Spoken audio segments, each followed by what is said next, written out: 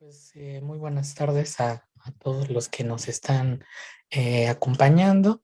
Estamos en el examen de grado del estudiante Delmer Alejandro López Hernández de la licenciatura en Ingeniería de Software de la Facultad de Estadística e Informática de la Universidad Veracruzana. Estaremos fungiendo como miembros de los sinodales. Un servidor, doctor Jorge Octavio Charán Hernández, como presidente, como secretario, el doctor Efraín Mesura Montes, del Instituto de Investigaciones en Inteligencia Artificial, y de la Facultad de Estadística e Informática, fungiendo como vocal, el doctor Ángel Juan Sánchez García. Delmer, tendrás aproximadamente 20 minutos para hacer tu presentación. Posterior a la presentación vendrá una serie de preguntas y terminado ese proceso, te pediremos que se mantengan aquí en la sala para que nosotros vayamos a hacer la deliberación y bueno, daremos lectura a tu resultado. Y bueno, pues adelante, Delmer, con tu presentación. Gracias, doctor.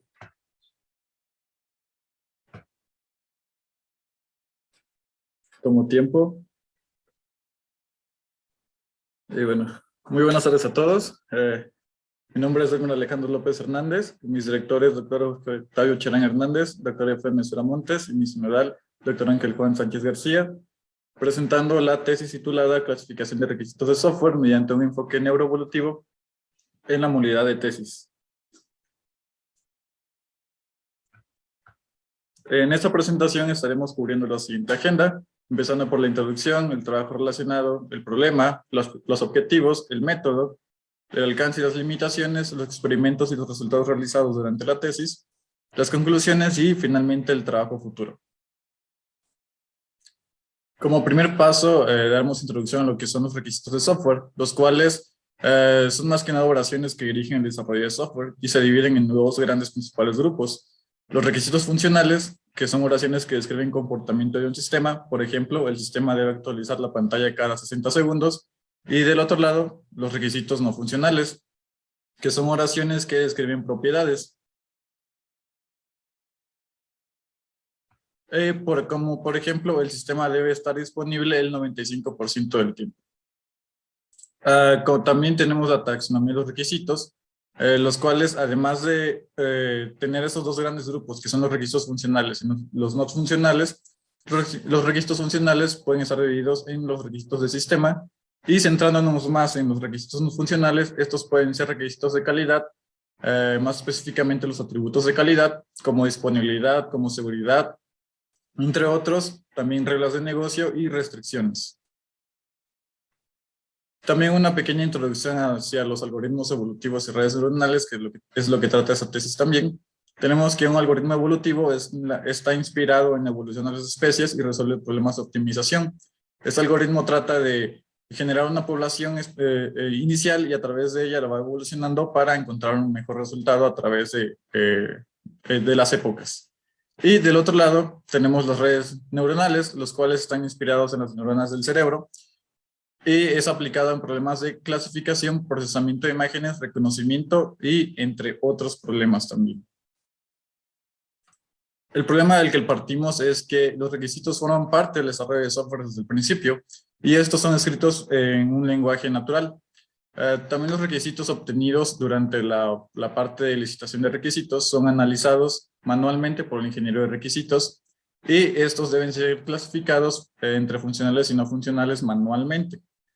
La clasificación de requisitos, al ser hecha por humanos, pues se convierte en una actividad propensa a errores. Y además de que la clasificación de requisitos del diseño de redes neuronales requieren tiempo y esfuerzo de un diseñador o un ingeniero de requisitos para poder concretar la tarea. Como trabajo relacionado, anteriormente encontramos en la literatura a Winkler y colaboradores en 2017, quienes identifican texto entre requisito de información y aplican redes neuronales convolucionales, logrando una precisión del 73% y un recall del 89%. Kurtanovic y colaboradores en 2017 clasifican requisitos no funcionales mediante análisis lingüístico, logrando una precisión y recall del 92%. Y Salman y colaboradores en 2018 clasifican requisitos funcionales aplicando aprendizaje máquina y herramientas de análisis lingüístico, logrando una precisión de hasta el 83% y Riccal de hasta el 61%. También tenemos a Baker y colaboradores en 2019, quienes clasifican requisitos no funcionales experimentando con redes neuronales artificiales y convolucionales, logrando una precisión hasta el 94%, Riccal el 97% y F-score del 92%. Finalmente tenemos el trabajo relacionado a este trabajo de tesis, que es de mi compañero Pérez Verdejo y colaboradores, quienes preprocesan los requisitos no funcionales mediante generalización de dominio, utilizando evolución diferencial para clasificar requisitos no funcionales, con una precisión de hasta el 69.7%. Tomamos varios elementos de este trabajo de Pérez Verdejo para continuar experimentando con otros tipos de algoritmos. Como justificación, tenemos que queremos agilizar la clasificación de requisitos, asistir la toma de decisiones del ingeniero de requisitos, tanto en el diseño también del software, en la arquitectura y en la priorización de los requisitos y otros aspectos de desarrollo de software. También queremos apoyar el uso de la inteligencia artificial aplicada a la resolución de problemas de ingeniería de software, agilizar el diseño de la red neuronal mediante un algoritmo evolutivo, comparar los enfoques de redes neuronales diseñadas por el humano contra las generadas por un algoritmo evolutivo.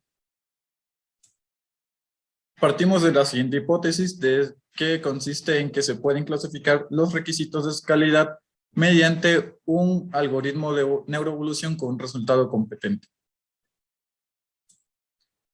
Como objetivos, pues el general, que es diseñar un esquema de neuroevolución que clasifique de manera competitiva requisitos de software no funcionales, más específicamente requisitos de calidad, siendo los objetivos específicos el diseñar una red neuronal y aplicarla a un conjunto de datos existentes, aplicar un esquema neuroevolutivo a un conjunto de datos existentes también, realizar experimentos empleando un esquema neuroevolutivo, analizar y comparar los resultados para el proceso de neuroevolución contra el de una red neuronal diseñada. El método que se siguió fue el siguiente. Partimos de una revisión de la literatura que fue presentada también en Congreso en el CONISOFT 2021. La obtención del conjunto de datos que viene partiendo del trabajo previo de Pérez Verdejo, los experimentos con redes neuronales, los experimentos con la herramienta NIT para neuroevolución y la generación y comparación de estadísticas de los resultados. Como alcances y limitaciones, pues tenemos que la clasificación abarca los requisitos de calidad de disponibilidad, tolerancia a fallos, mantenibilidad, rendimiento, escalabilidad, seguridad y usabilidad, que son datos empleados del resultado del procesamiento del trabajo previo de Pérez Verdejo también. Y se utiliza la biblioteca de NIT-Python para lograr el enfoque neuroevolutivo. Además de una realización de un estudio secundario para apoyar la tesis, el cual fue la revisión de la literatura con la que se partió el trabajo de tesis. Como parte de los experimentos y resultados, en esta sección veremos acerca del conjunto de datos, explicaremos acerca de la red neuronal, la neuroevolución y los experimentos con datos filtrados y datos balanceados.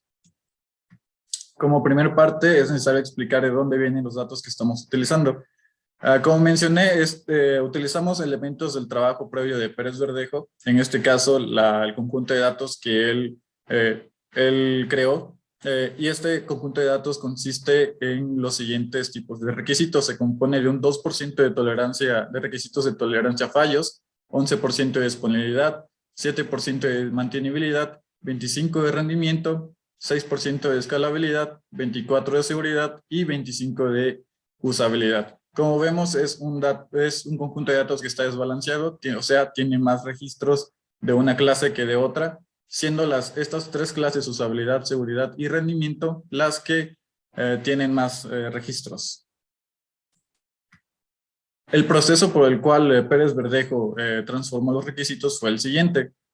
Él ingresó los requisitos en lenguaje natural. Por ejemplo, el sistema debe actualizar la pantalla cada 60 segundos a el siguiente proceso, que consiste en la extracción de características, iniciando por la remoción de caracteres especiales, la conversión en minúsculas de las oraciones, la remoción de los signos, la lematización, el cual es un proceso específico realizado por Lenma, remoción de palabras vacías y finalmente para la vectorización de los requisitos, para que finalmente la vectorización del requisito se viera así, en puros decimales.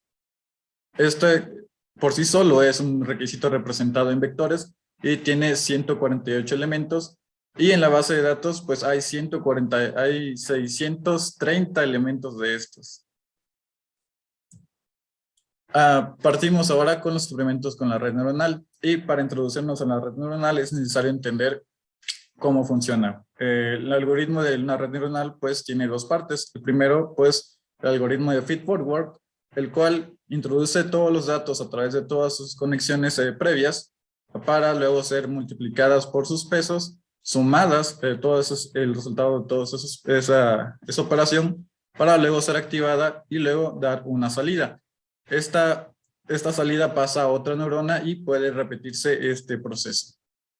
Luego tenemos el algoritmo de retropropagación, y este algoritmo sirve para que la red neuronal vaya aprendiendo y vaya dando mejores resultados cuando se trata de realizar una tarea. Este parte de realizar primero el algoritmo de feed-forward, que ya explicamos antes, para luego sacar la función de pérdida, para ir luego retrocediendo a partir de las salidas y calcular qué tanto estamos alejados del resultado ideal, para luego actualizar los resultados actualizar los parámetros de la red neuronal. Y así, de esta forma, yendo de feed forward y backpropagation de adelante hacia atrás, es como una red neuronal se va entrenando. Ahora, de acuerdo con los resultados de la red neuronal, pues partimos de una red neuronal inicial con una precisión micro del 68%. Esta red neuronal consta de 1500 épocas, una tasa de aprendizaje del 0.001 y la velación cruzada de 10 dobleces, con una función de activación de capa oculta y capa de salida de tangente hiperbólica, y con una topología como la siguiente: 148 entradas, que es lo que el número de elementos que contiene cada requisito, 147 neuronas ocultas y 7 neuronas de salida, las cuales son las clases a las que queremos clasificar los requisitos.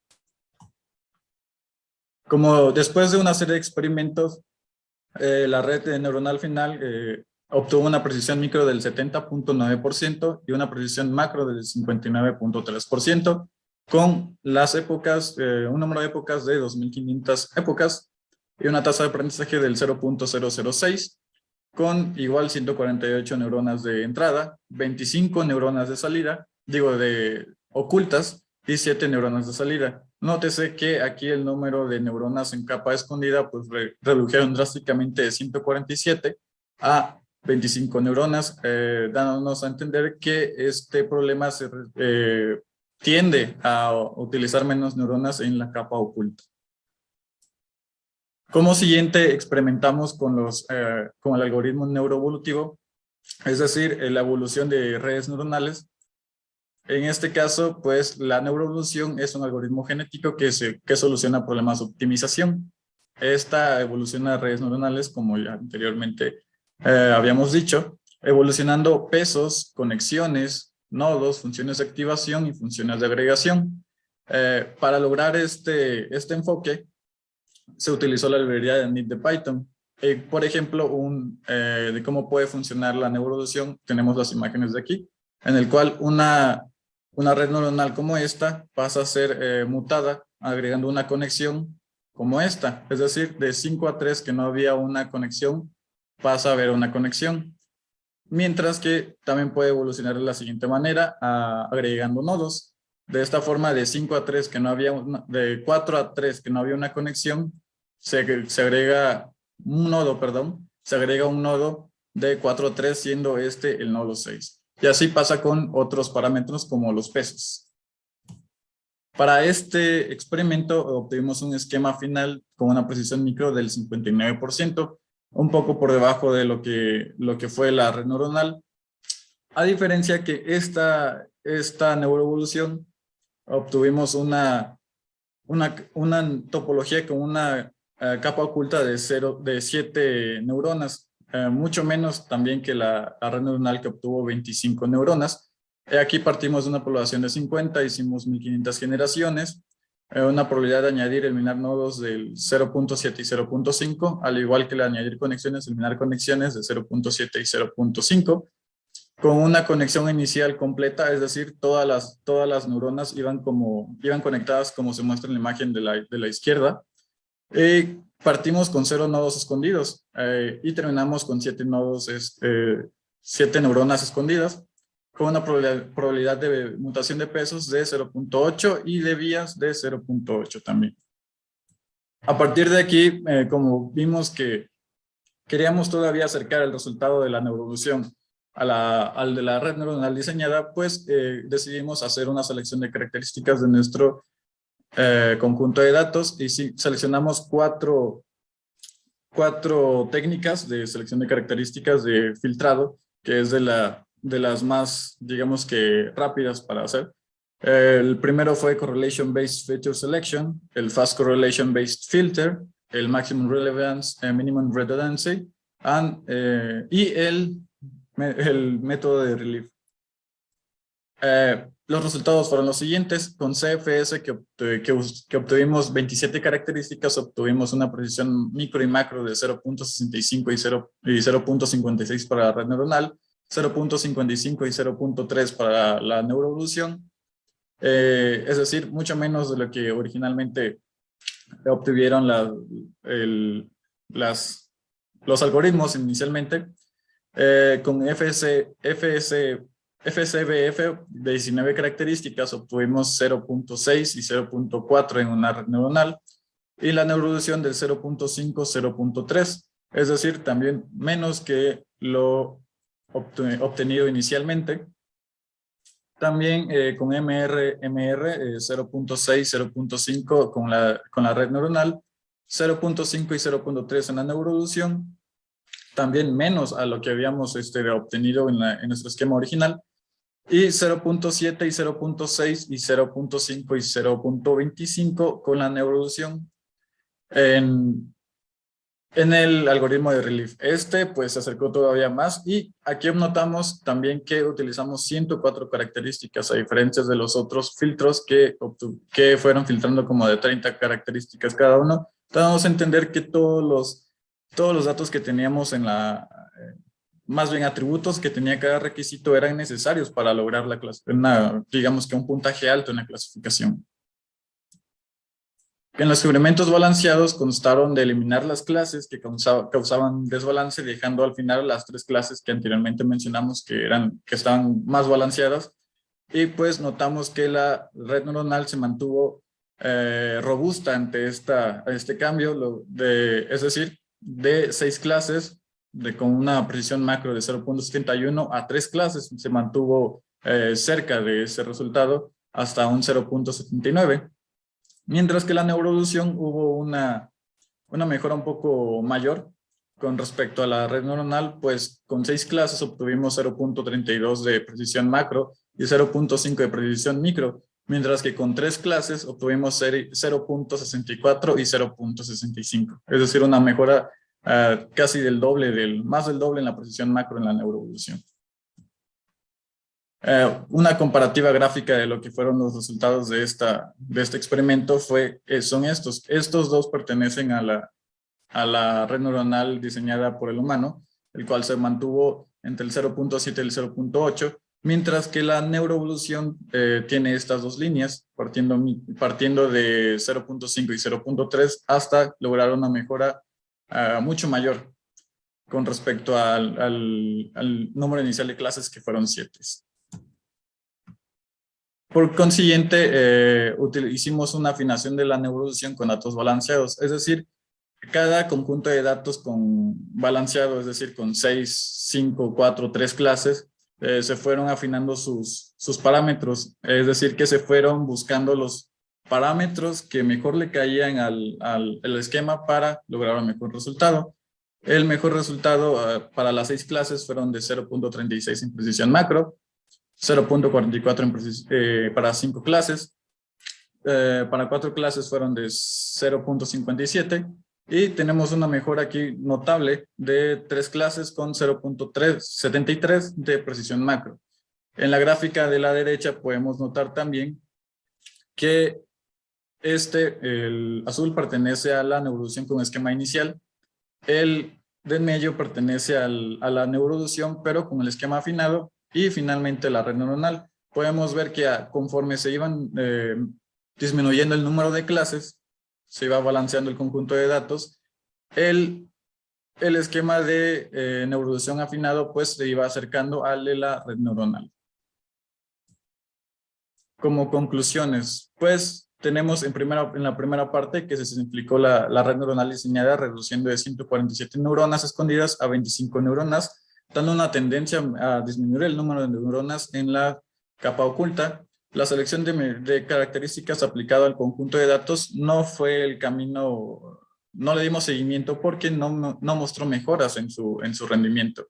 Mientras que la red neuronal diseñada se mantuvo robusta al balance de clases, la neuroeducación mostró una mejora significativa durante el balance de clases, para finalmente concluir que la neuroeducación se acercó al desempeño de la red neuronal diseñada por el humano al balancear las clases. Es decir, el ruido podía afectar al desempeño de la neuroevolución.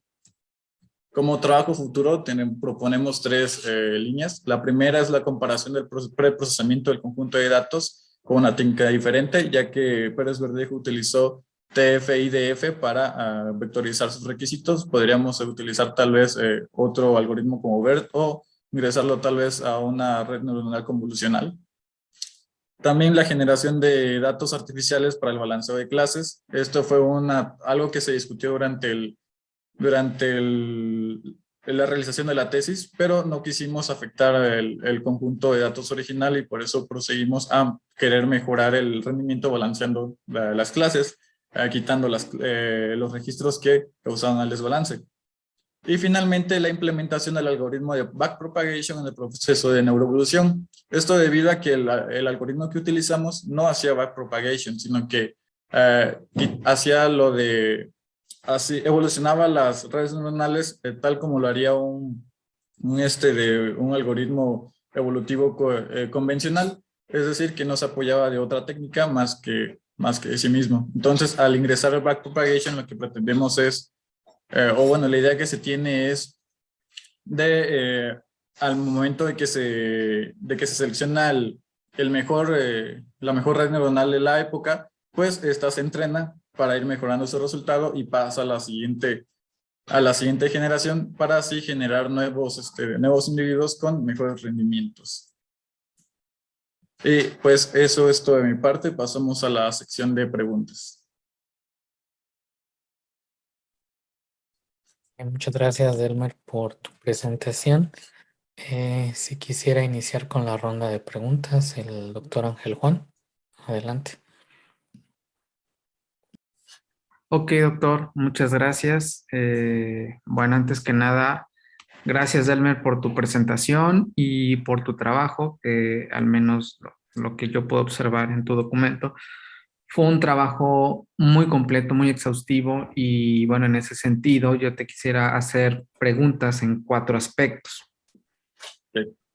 El primero de ellos es sobre el preprocesamiento. En tu documento, bueno, tienes una pequeña sección por ahí de la página 27, donde comentas que el preprocesamiento de los datos fue hecha por un trabajo previo de Pérez Verdejo que fue publicado. Y mi pregunta es, bueno, aparte de que lo describes, ¿qué harías tú con además de lo que hizo Pérez Verdejo sobre el preprocesamiento, harías algo más? ¿Se te ocurrió algo más? ¿O consideras que el proceso realizado en ese artículo es suficiente para preprocesar los datos y tenerlos al punto para poder hacer tus análisis y tu clasificación? Ok. En su momento creímos que el conjunto de datos de Pérez Verdejo era, digamos que más que suficiente para continuar con los experimentos, pero conforme pasamos el tiempo y fuimos obteniendo resultados, vimos que este conjunto de datos pues debía ser balanceado en primer lugar, ya que tiene demasiado desbalance. Entonces, pues de ahí surge la parte del trabajo futuro de generar datos artificialmente, es lo que habíamos propuesto. Siento que este conjunto de datos debe también darse como que más requisitos y también más fuentes, diferentes fuentes para aumentar el número de requisitos que hay en él y pues para balancear las clases. A diferencia de los datos generados artificialmente, pues sería más que ideal pues obtener más requisitos del lenguaje natural para luego ser procesados que generarlos artificialmente, porque al generarlos artificialmente pues estaríamos perdiendo digamos que la trazabilidad al lenguaje de lenguaje natural. Entonces, siento que el conjunto de datos sí tiene sus desventajas, pero siento que para el futuro deberíamos obtener más requisitos en conclusión. Ok, gracias. Y bueno, eso me lleva a una pregunta alterna. ¿En tu revisión sistemática de la literatura viste algún repositorio aparte de los que toma Pérez Verdejo? Sí, habían varios. Recuerdo que el de Pérez Verdejo había utilizado el de SecRec y DORS, si no mal recuerdo. También encontramos otros que son repositorios privados. Entonces, pues no teníamos acceso a esos datos, pero sí eran proyectos, eran pues organizaciones privadas. Entonces, pues sí habían más, digamos, bases de datos de dónde tomarlas, pero simplemente es cierto, no es muy sencillo obtenerlos. De hecho, también recuerdo que por ahí mediados del año pasado, el doctor Ocharano había compartido una liga en la que el autor de cierta base de datos, creo que no recuerdo qué base de datos, pero también fue una de las que Pérez Verdejo se basó, que decían que era mejor tomar otro tipo de requisitos porque su base de datos estaba quedando un poco obsoleta. Ok, gracias, Delmer. También estoy de acuerdo. O sea, a veces tendríamos que liberar un poco más la parte de los requisitos para hacer investigación en esta área. Y bueno, la segunda parte o el segundo punto que quisiera tocar es un elemento que me pareció muy interesante, que es el filtrado de datos que tú hiciste. Bueno, primero, ¿cómo definirías un proceso de filtrado de datos o a lo mejor alguna idea de lo que hace Relief, que creo que fue el que mejor resultados te dio, que hace el filtrado basado en correlación, en selección de características, más o menos qué proceso hace una técnica de filtrado y bueno, ¿por qué crees tú, tu opinión, que a Relief le fue mejor? Ok, todas estas técnicas fueron de filtrado. Existen dos técnicas principales, si no mal recuerdo, pues la de filtrado y la que es la de envoltorio. La de envoltorio pues se apoya de otro algoritmo, o un algoritmo, es como básicamente entrar a la neurodifusión para seleccionar características, es un ejemplo, pero así funciona como base. Mientras que el de filtrado utiliza fórmulas matemáticas para determinar la relación que hay entre los datos digamos que, con el resultado. Entonces, pues, lo que hace la técnica de filtrado es seleccionar los atributos que más ruido hacen para identificar que un dato corresponde a una cierta clasificación. Entonces, pues, perdón, ¿cuál era la pregunta? Entre tanto se me fue. Sí, pues, ¿cómo definirías tú un proceso de filtrado y por qué crees que le fue mejor a Relief que los otros, ¿no? Se vale decir, a lo mejor no me detuve a ver las diferencias entre ellos, solamente los utilicé para saber si mejoraba mi clasificación, pero quiero saber si te metiste un poquito a entender. Ok, me metí más a entender lo que era CFS. Esa Ok. era una fórmula bueno, era una fórmula algo grande, entonces pues esa sí la investigué, mientras que las otras pues nada más fue la aplicación. Entonces, pero en sí todos comparten esto de que van a seleccionar los atributos que más hacen ruido para identificar un tipo de requisito en este caso, y también lo va a seleccionar y digamos que un número grande de características lo va a reducir a un número más pequeño. Esto con el fin bueno, lo utilizan para, entre otras cosas, para, digamos que agilizar la clasificación de lo que sea que estén clasificando en este caso. ¿Y por qué obtuvimos por qué le fue mejor a Relief?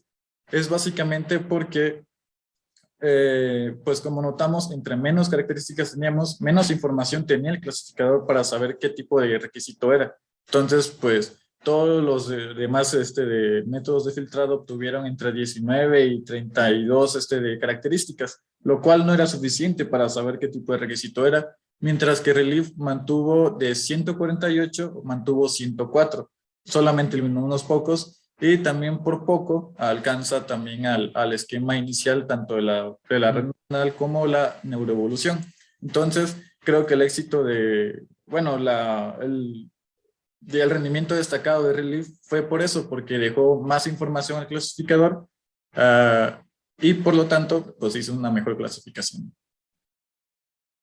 Ok, bueno, creo que suena lógico eso que comentas. Entre más características, pues tiene más elementos para hacer una mejor clasificación. En la teoría pareciera, digo, ya lo estás tú soportando con datos de tus experimentos, ¿no? Bueno, el tercer punto, pues la verdad es que se me hace un trabajo muy innovador en el área de requisitos, la parte de neuroevolución, que honestamente yo no lo había visto en esta parte de clasificación de requisitos, pero bueno, tú estás, si no eres el primero, a lo mejor seguramente de los primeros que estás aportando en la parte de investigación en este tema, y tu documento lo vi muy enfocado a explorar varias pues elementos para ver si podemos mejorar ese índice de clasificación que tenía Pérez Verdejo, ¿no? O sea, con tus directores te fuiste a datos filtrados, datos balanceados, y si ahora tenemos conjuntos balanceados, y hay muchísimos parámetros, probabilidades de mutación, afinación de conexión inicial que tú pusiste en tu documento. Entonces, fue un documento muy numérico, muy cuantitativo, mucho de explorar, y si le muevo aquí, y si ahora lo hago con esto. Entonces, pues bueno, de alguna manera robustecen las conclusiones que tú nos estás ofreciendo. Entonces, mi pregunta es, con tantos experimentos que hiciste, ¿cómo harías para definir una sola conclusión? O sea, yo ya exploré con la parte de neuroevolución y con este número de neuronas y balanceados y probabilidades de mutaciones y datos filtrados, y al final yo concluyo que, ¿qué me dirías? Vaya, para juntar todo, ¿no? Exacto, o sea, todo lo que hiciste porque fue inmenso, ¿cómo lo definirías en una sola conclusión? O sea, tal vez te quede muy genérica, ¿no? Ujú. Ajá. Vaya, es un poquito difícil de articular, pero yo diría que con todos estos experimentos que realizamos, pues tenemos que hacer un tratado primero del conjunto de datos que estamos utilizando. Tenemos que tratarlo bien para asegurarnos de que quede lo más balanceado posible. Y a partir de esto, pues que los experimentos partan digamos que de un esquema genérico. Partir de ello para luego ir mejorando los parámetros. Eso Ok. sería lo principal. Ok, yo te preguntaría, ¿funciona con tus datos la neuroevolución o no funciona? Sí funciona, pero disminuyendo balanceando las clases. Ok, es que en tu presentación no vi, pues me quedé así esperando y la hipótesis la aceptó o la rechazó. Ok, ok. Sí, parte de ello es que con el último experimento en el que afinamos los parámetros de neuroevolución, pues nos dimos cuenta de que el desbalance de las clases era el principal problema de la neuroevolución. Entonces, pues, si lo notamos en la diapositiva aquí, diapositiva 27, vemos que la neuroevolución se acerca por poco al rendimiento de la red neuronal, mientras que la red neuronal, pues, no mejora demasiado con respecto al de las 7 clases. Entonces, pues, lo que estamos viendo aquí es que la neuroevolución es un poquito más susceptible al ruido del conjunto de datos que la red neuronal diseñada a mano, que es mucho más robusta. Ok. Entonces, Ajá. pues si partimos estrictamente de que la neuroevolución supera a la red neuronal diseñada por el humano, pues esa hipótesis pues queda como que, ¿cómo diría? Queda probada quien por ahora en este conjunto de datos pues no la pudo superar, pero algo que se hizo fue que al balancear las clases se acercó y mejoró mucho con respecto al esquema inicial con todas las clases. Entonces pues de que obtuvo digamos que ¿cómo diría? Un resultado competitivo, pues simplemente diría que se acercó al resultado, más no lo superó. Ok. Bueno, entonces digamos que se acercó, pero bueno, como no lo superó, entonces rechazas tu hipótesis. ¿La puedes poner, por favor? Sí. Creo que estaba al principio. Porque al final de cuentas esa es tu guía de tu trabajo. Ujú. Ajá. Ajá. Bueno, ya vi cómo está escrita. Entonces, sí se puede clasificar con un resultado competente. Se acercó, pero no se Se superó. acercó, pero no superó, exacto. Ok, entonces, bueno, yo creo que eso es lo que debería ser tu conclusión de tu trabajo, porque hiciste muchos experimentos para concluir esto que me estás diciendo, ¿no? Ah, ok, sí, ya. Bueno, y bueno, pues mi última pregunta es, ya en la parte de ingeniería de software, se ha seguido un proyecto de clasificación de requisitos, pero tú hiciste un trabajo donde ayudaste a un ingeniero de requisitos a clasificarlos. Este, pero bueno, yo te preguntaría, ¿por qué es importante clasificar requisitos? Ok, es importante clasificar requisitos porque así nos damos cuenta de a qué tipo de esfuerzos debemos centrarnos. Entonces, pues, también un proyecto grande, que por ejemplo pueden ser muchos atributos de calidad, es necesario también identificarlos. Entonces, inicialmente, como lo haría un ingeniero de requisitos, pues tardaría un poco, es un poquito exhaustivo. Eh, entonces, pues, al tener apoyo de un algoritmo de aprendizaje máquina que lo ayude, pues, aligera un poco el trabajo y también disminuye los errores que podrían ser introducidos. Ok, eso me parece interesante si tú vendes la idea de que tienes una estrategia para que de manera automática los clasifique, bajas la cantidad de errores y minimices el esfuerzo, pues yo creo que yo te tomaría la idea de continuar con el trabajo, ¿no? Bueno, por mi parte sería todo. Gracias, Delmer. Felicidades. Adelante, doctor. Gracias al doctor Ángel Juan Sánchez. Pues continuamos con el doctor Efraín Mesura Montes. Adelante, doctor. Sí, muchas gracias, doctor Octavio, y muchas gracias, Delmer, por la presentación. Eh, de acuerdo, digamos, en la parte de la neuroevolución, en los experimentos que llevaste a cabo, Ujú. de todas las configuraciones, Delmer, que hiciste y que probaste en la parte de la neuroevolución y todos los parámetros que fuiste modificando y demás, ¿notaste alguno de esos experimentos, de esas pruebas, donde si dejabas correr más al proceso neuroevolutivo, que es costoso y que por eso tus ejecuciones no eran muy largas, notaste alguna configuración donde claramente hubiera dicho, híjole, es que si aquí la pudiera yo dejar correr, no sé, un par de semanas, porque esto parece ser que sigue mejorando, podría yo obtener un mejor resultado? ¿Notaste alguna configuración así? Y de ser así, ¿cuál fue? Ok, configuración, ¿a qué nos referimos? ¿Con los parámetros? Cuando, sí, no, cuando Anit, ya ves que Anit tú le puedes decir, bueno, ahora quiero que digamos, tenga mayor probabilidades de acuerdo a montar para agregar nuevos nodos o para eliminar nuevos nodos, para agregar nuevas capas, etcétera, etcétera. Esto que tú fuiste, digamos, liberando poco a poco para que Anit permitiera esa parte de evolución en esos aspectos de la red. ¿Notaste en alguna de estas ejecuciones que tú tenías que detener porque son pesadas, Sí. que si la dejabas corriendo más tiempo, mejoraba el porcentaje de clasificación? Sí, en la parte de las conexiones de los nodos, la agregación de los nodos era la principal, fue donde hubo la principal diferencia entre los diferentes esquemas. Sí, se tuvo que parar la neuroevolución a cierto punto porque había una parte en la que ya se atoraba como digamos que en un óptimo local. Entonces, había veces en las que se trababan por 500 generaciones.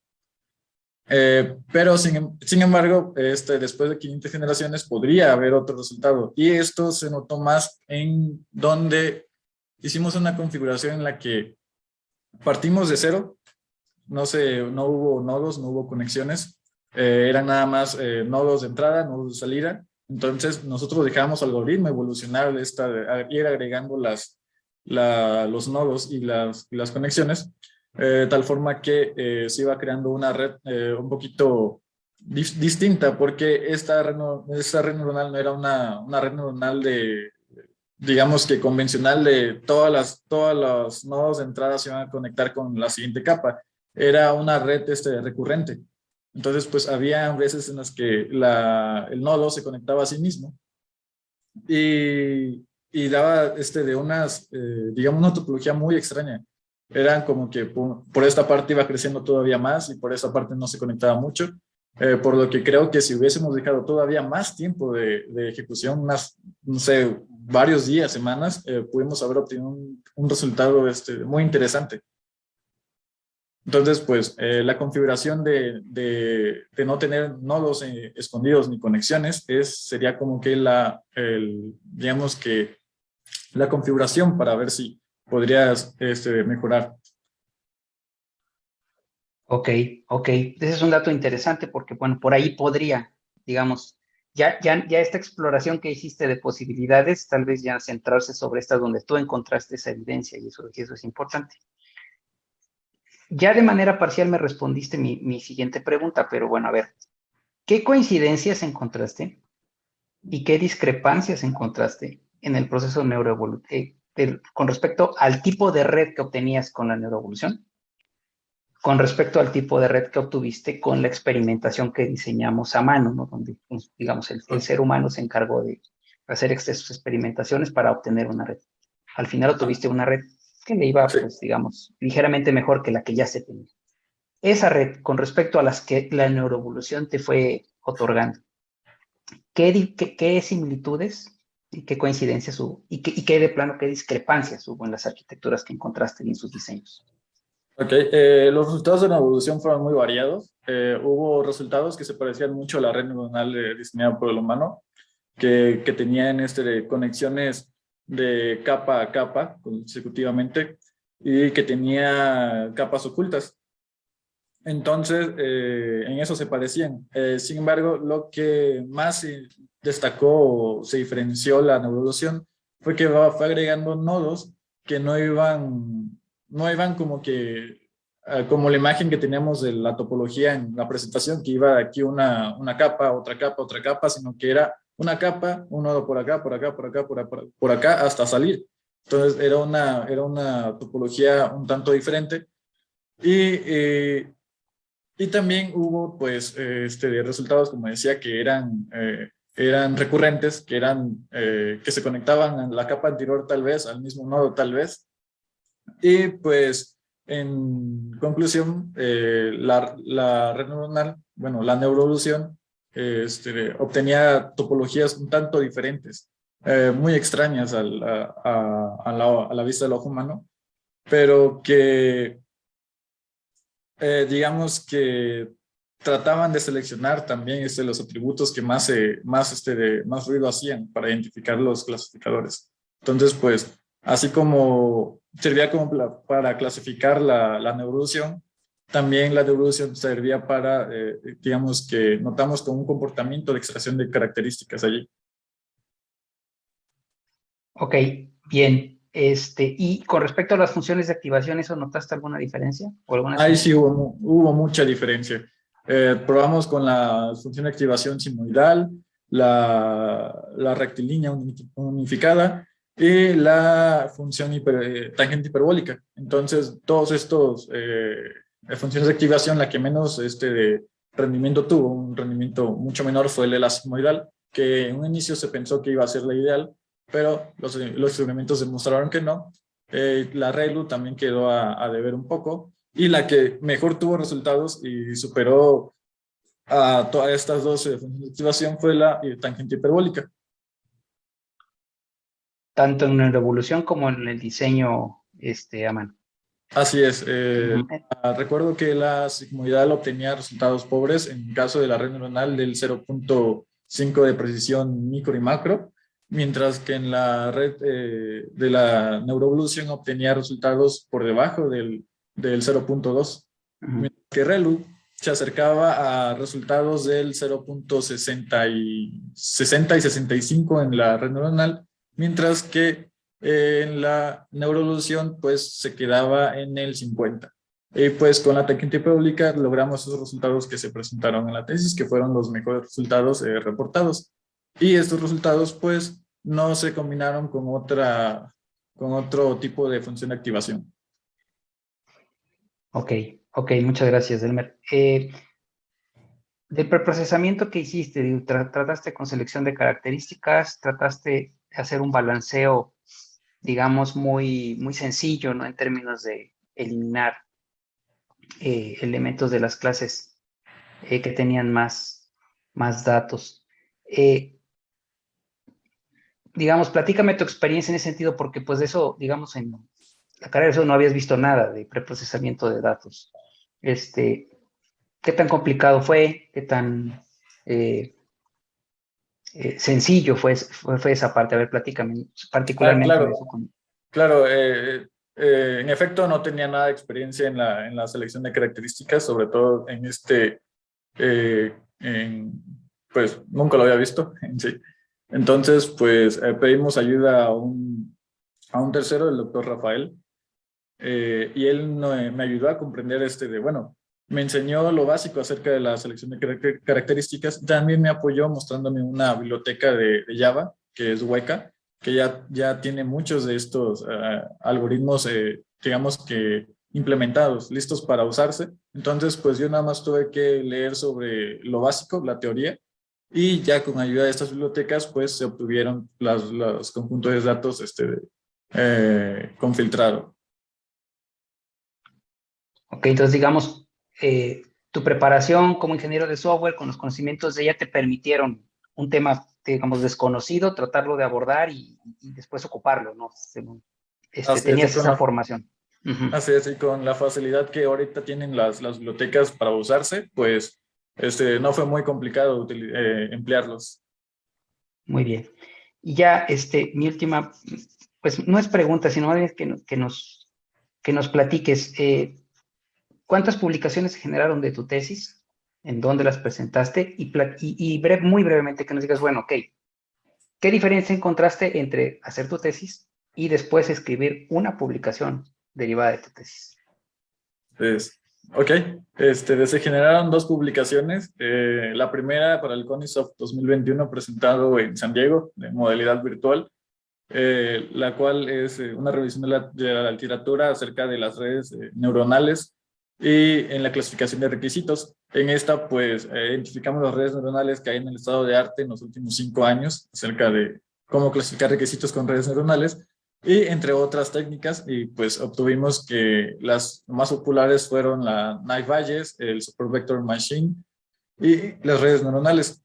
Obtuvimos de eso también que hay una gran popularidad pues, de las redes neuronales convolucionales para clasificar requisitos, y entre otras, esta publicación se puede encontrar en la IEEE, ahorita ya fue publicada en diciembre, mientras que la otra publicación fue presentada en ROPEC 2021, si no mal recuerdo, aquí en México.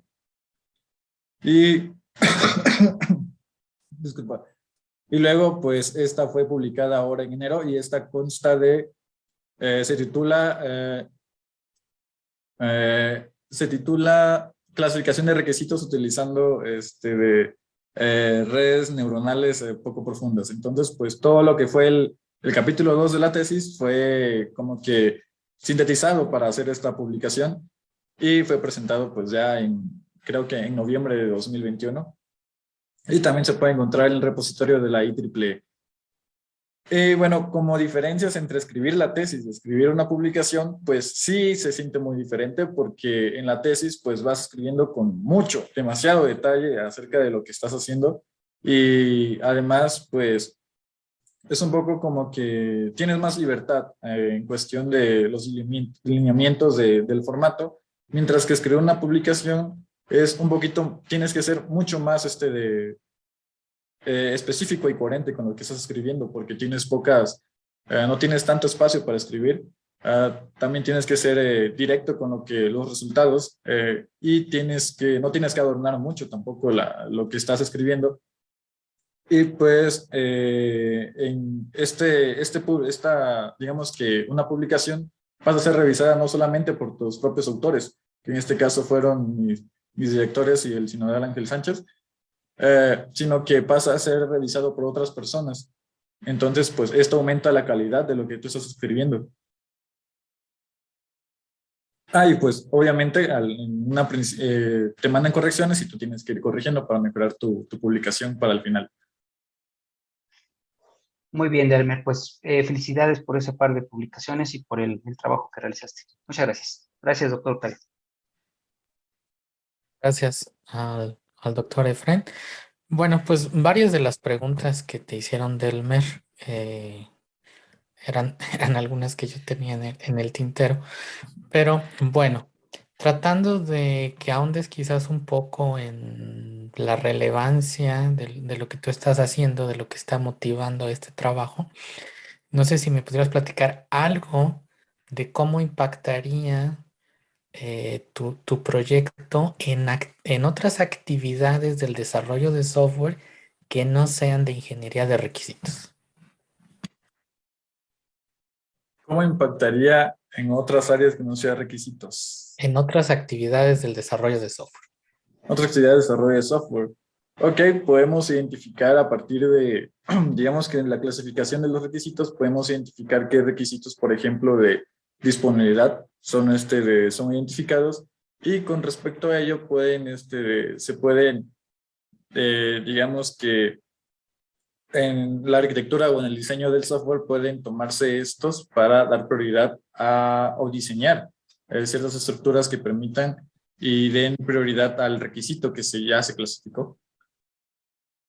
Ok, bien, entonces ahí me pareció bien. Quien pudiera consumir esto sería quien esté diseñando, quien esté haciendo la arquitectura, bueno, desarrollando la arquitectura del sistema. Ahora, pensando ahorita, pues todavía está en algo, vamos a decirle, experimental, que estamos trabajando esta parte. ¿Cómo visualizas esto que estás realizando ya en la práctica de un ingeniero de software? O sea, ¿qué tendría que pasar para que yo, ingeniero de software, pueda utilizar esto que nos estás presentando en mi proceso de desarrollo de software? ¿Qué podría pasar? ¿O qué tendría yo que hacer? ¿O qué tendríamos que hacer para que llegue a esos profesionales de esto que estamos trabajando? Oh, ok. Creo que sería como que generar más experimentación, más conocimiento acerca de la clasificación de requisitos para lograr lo que sería como un clasificador que sea muy robusto, que sea que pueda admitir tal vez diversos tipos de sintaxis, no solamente uno. Y con esto creo que sería suficiente para que sea llamativo para un ingeniero de requisitos. Y bueno, digamos que una condición para que también sea ideal su uso sería que que hubiera una gran cantidad de requisitos no funcionales para clasificar. Entonces, creo que sí se definen dos. Primero, en generar un conocimiento para construir un clasificador lo suficientemente robusto para clasificar los requisitos. Y por otra parte, que sea un proyecto, digamos, que grande, en la que haya demasiados requisitos que clasificar. Ok. A ver, ahora con respecto a lo que comentaban los doctores del dataset, que bueno, que se utilizó básicamente uno y que proviene ya de un trabajo anterior de uno de tus compañeros, de uno de los egresados. Em, ¿cómo son, cómo es ese texto que está ahí en el dataset? Explícame qué características tiene a nivel, digamos, de ingeniería de requisitos. ¿Cómo está representado? Pues está representado en lenguaje natural, ¿Ok? entonces en lenguaje humano, o sea, es decir, un humano podría leerlo y interpretarlo. Y recuerdo que todos estos requisitos fueron pasados a una sintaxis de, si no me recuerdo, de IRS, de que sigue el sistema DBD y sigue Ujú. de esa opción. Ok, Entonces, entonces es un lenguaje natural acotado o sí, estructurado. Ok, estructurado, va. sí. Ujú. Eh, pues tiene, digamos que para cada requisito lo identificaba cierta palabra. Por ejemplo, para los que cruzaban tiempo, los que cruzaban duración, podrían ser de disponibilidad, pero si ya tenía digamos que una respuesta, pues ya era uno de rendimiento. Entonces, pues cada requisito tenía una cierta palabra, una cierta parte en la que lo identificaba como tal tipo de requisitos. Entonces, pues, no sé si por ahí va la respuesta o a Sí, su... sí, sí. Bien, ahora, esos requisitos en lenguaje natural restringido, ¿no? Con ciertas reglas, pues lo estará redactando un especialista en ingeniería de requisitos, ¿no? Así es. Que sepa especificar. Ok. ¿Crees que una propuesta como la tuya, y bueno, ahí es más bien un poco de imaginación, no sé, y qué te imaginas para preprocesar, que pudiera tomar texto no necesariamente estructurado, como el que se tomó para este dataset, y que pudiera tu propuesta identificar requisitos a partir de ese texto, ahora sí que en lenguaje natural libre? Wow. Es... sí, con mi proyecto, ese pues es un poquito más de trabajo para adaptar un clasificador como los que produje. Pero en la literatura, en el estado de arte, sí hay clasificadores que identifican requisitos. Esos ya no son clasificadores de requisitos, sino que son identificadores de requisitos. O sea, ya a partir de un texto dado, lo ingresas y a partir de este lenguaje natural ya va identificando, mira, aquí hay por ejemplo, se necesita que tener de un catálogo de los productos, ¿no? Entonces, pues este identificador, pues ya con cierta estructura de las oraciones ya va identificando, mira, esto es un requisito y pues lo va generando. Ok, y entonces a lo mejor así podríamos crear nuestros datasets de requisitos estructurados a partir ya de texto en lenguaje natural y pues poder comparar contra otros datasets, que creo que esa es una de las pues limitantes que se tuvieron en el proyecto, que nada más se estuvo trabajando ahí con un dataset. Quizás un trabajo futuro, como decías, era quizás probarlo con con otros datasets. Bueno, ahora me voy al otro lado y creo que esta sería mi última pregunta, Delmer. Con las contribuciones que tú ya nos platicaste de tu trabajo, a quien vaya a investigar más sobre este tema, ¿qué le dirías? O sea, ¿cómo pueden utilizar tus resultados para tomar decisiones a futuro? Ok, pues con lo ya probado que fueron las redes neuronales, fue la neuroevolución, de pueden tomar esto como evidencia de que la neuroevolución pues no es tan robusta como la red neuronal ante un conjunto de datos pues desbalanceado. También pueden tomar como evidencia que por sí solo la neuroevolución pues podría mejorarse con otro algoritmo. por ejemplo, el backpropagation de la red neuronal para incrementar su precisión, al igual de que otro sería que, ok, ya creo que nada más serían esos dos. Ok, bueno, pues gracias, Delmer. Le pregunto a los sinodales, al doctor Ángel o al doctor Efren, si tienen alguna pregunta adicional.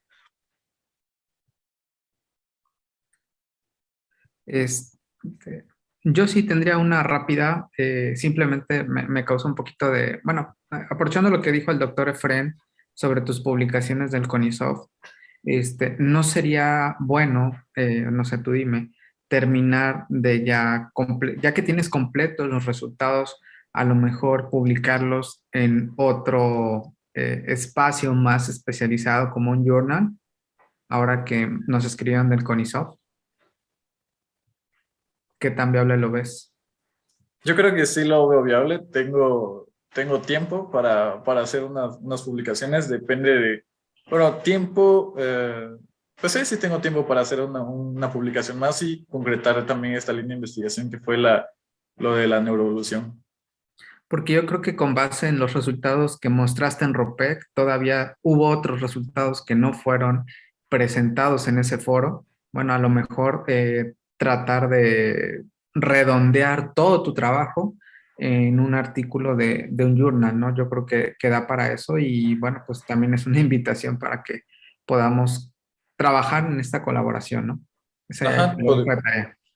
inicialmente pensaba en dos. En el primero era los resultados de la neuroevolución, pero ya que obtuvimos mejores resultados con bases de datos balanceadas y afinadas también, podría ser como que un esquema de neuroevolución documentado más más otro esquema de neuroevolución más afinado, pero con datos balanceados. Entonces, pues creo que podría ser un artículo que trate sobre específicamente estos dos puntos y pues así pues dar conclusión a lo que habíamos generado.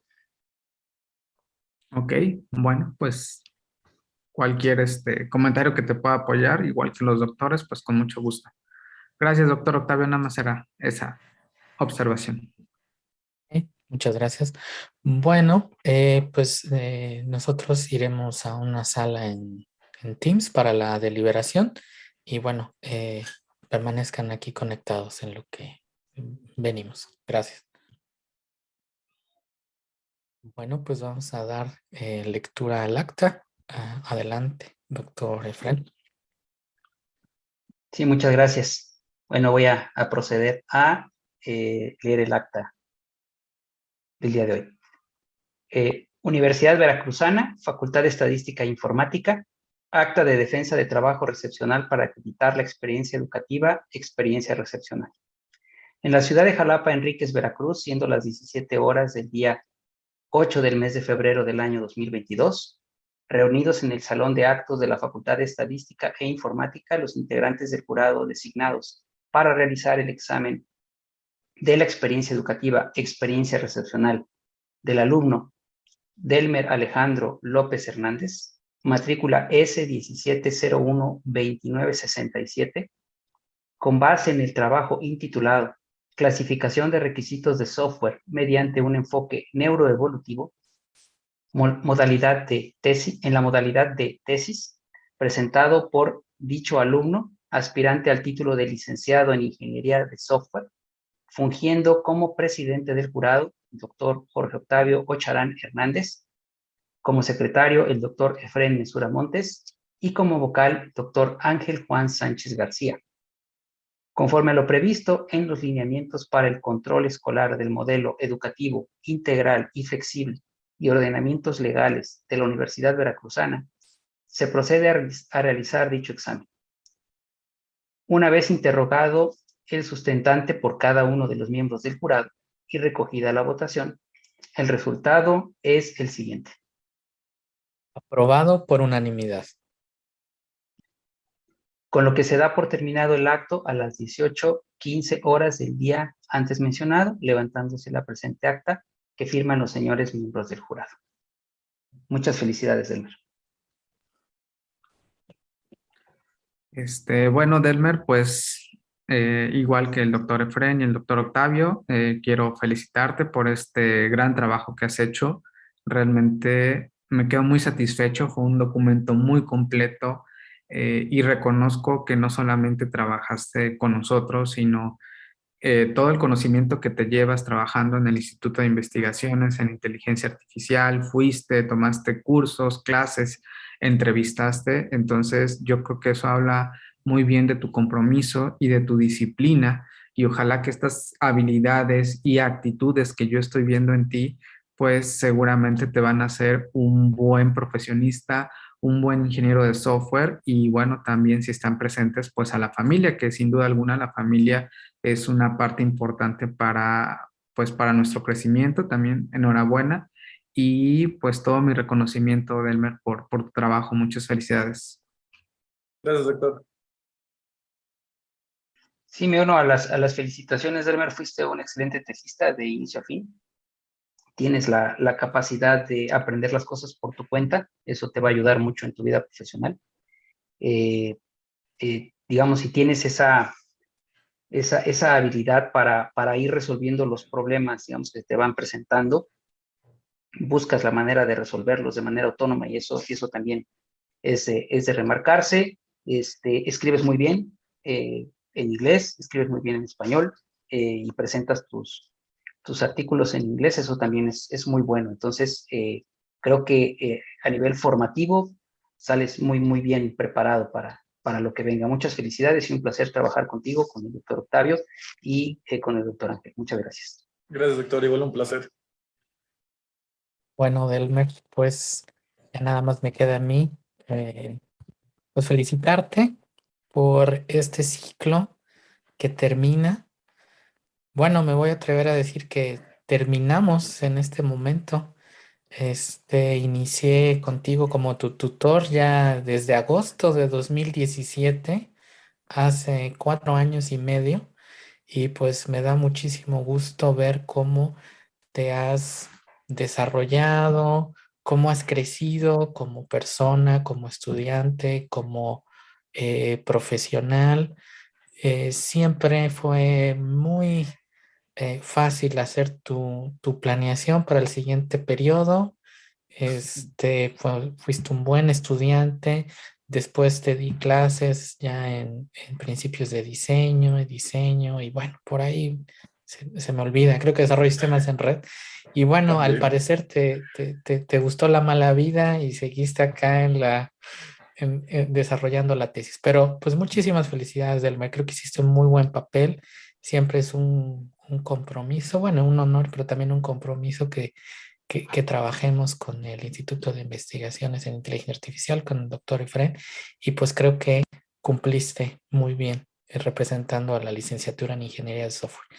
Y pues muchas felicidades a ti, muchas felicidades a tu familia que te han apoyado en todo. Y pues que cuando te dejaron ahora sí que venir a Jalapa a estudiar, pues creo que cumples, ¿no? Muy bien con lo encomendado cuando saliste de casa. Y pues enhorabuena. Muchas gracias, doctor. Un placer igual trabajar con usted. Bueno, pues con eso damos por terminado por nuestro examen y terminaré aquí la transmisión. Muchas gracias y el jueves tenemos otro examen, viernes, lunes, temporada de exámenes de grado. Gracias, doctor Efren, y gracias al doctor